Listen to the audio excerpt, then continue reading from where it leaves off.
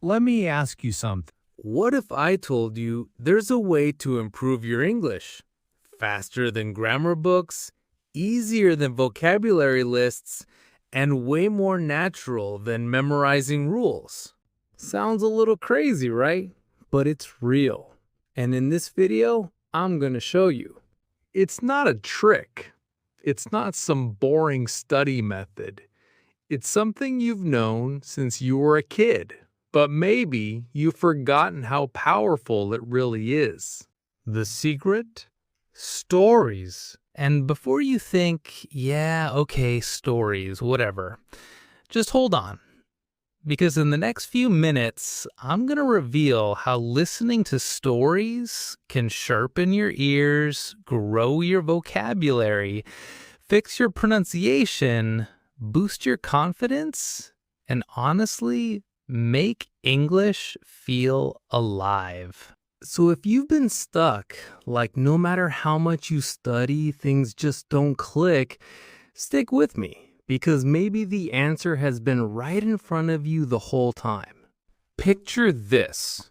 It's a rainy morning. You're in a small cafe, coffee in your hand, hot, a little bitter, comforting. The smell of fresh bread. Around you, people are talking in English. Some words you catch, some words slip away. A laugh here, a question there, and you're just sitting there, half smiling, pretending to understand.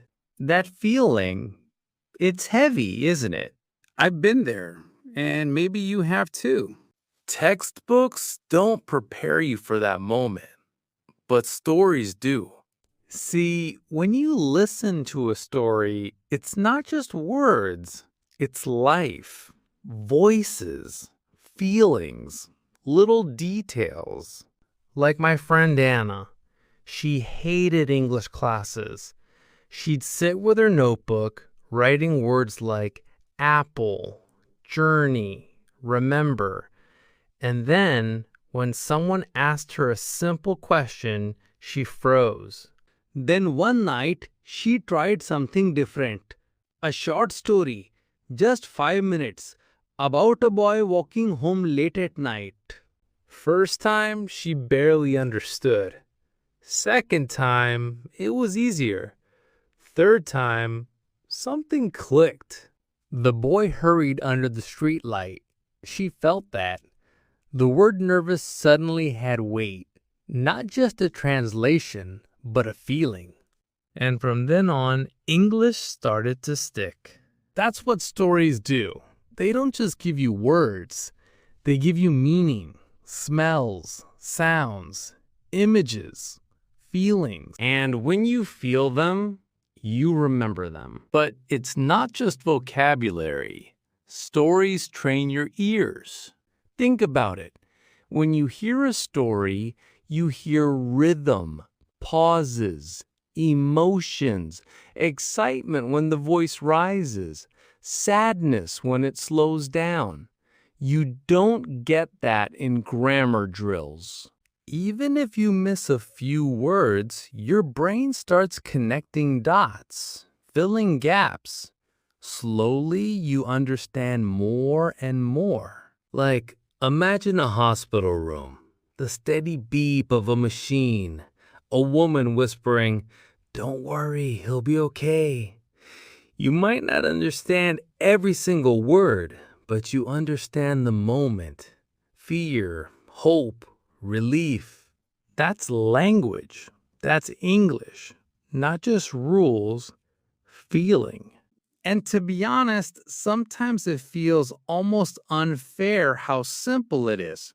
You're just listening while cooking, walking, or lying in bed. And still, you're learning more than hours of textbook study. So maybe it's not you. Maybe it's not your fault that English feels hard. Maybe you just haven't given your ears enough stories to hold on to. And stories don't stop there. They change the way you speak. Think about kids. How do they learn their first language? Not from grammar charts, not from dictionaries. They listen. Bedtime stories, songs, conversations at the dinner table, and slowly their mouths copy the sounds. You can do the same. Next time you hear an English story, don't just sit back. Play with it. Pause. Repeat a line. Whisper it. Say it louder. Feel how your mouth moves. It feels weird at first, I know, but that's how your tongue, your lips, your whole voice starts shaping English naturally. And here's the cool part. You don't even notice it happening. One day someone says, "Hey, your English sounds so much clearer now." And you realize, yeah, that's the story speaking through me. But English isn't just sounds.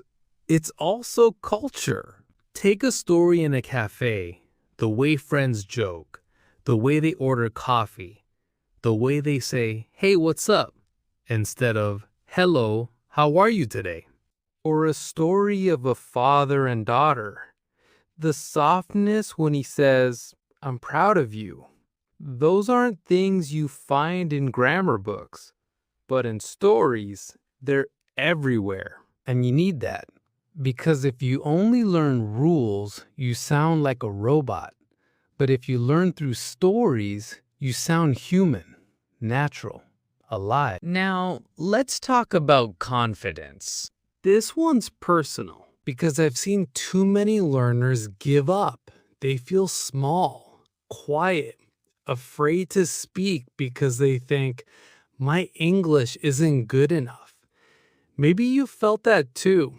That heavy silence when you want to say something, but your mouth just locks. But here's what happens with stories. Every time you understand one, even a short one, it's proof. Proof you can understand English. Proof you're moving forward. And that tiny proof builds confidence. It's like climbing stairs, step by step, story by story, until one day you're speaking without overthinking. To be honest, confidence is the hidden ingredient nobody talks about. Grammar's important, vocabulary's important, but without confidence, nothing comes out. And that's why stories aren't just practice. They're courage in disguise. Let me give you one more scene. A man sitting alone at night. His desk is messy. Books, papers, empty coffee cups. He's tired. He presses play on his phone. A voice begins telling a story. He listens. First, just words, then feelings, then pictures in his mind, and suddenly, he's not studying anymore. He's inside the story. That man could be you. And maybe that's the real secret. Stories don't just teach you English. They remind you that English isn't something outside of you. It's something you can step into, live inside. So here's what I want you to do. Start small. A 2-minute story. First listen, enjoy. Second listen, notice new words. Third listen, repeat a few lines. Do it on the bus, while cooking, walking. Let it become part of life, not study time, just life. Because if you do that, slowly, naturally, without stress, stories will transform your English. Vocabulary, listening, pronunciation, culture, confidence. All hidden inside something so simple, so human as a story. So don't just study English. live it, feel it, listen to it, and let stories carry you the rest of the way.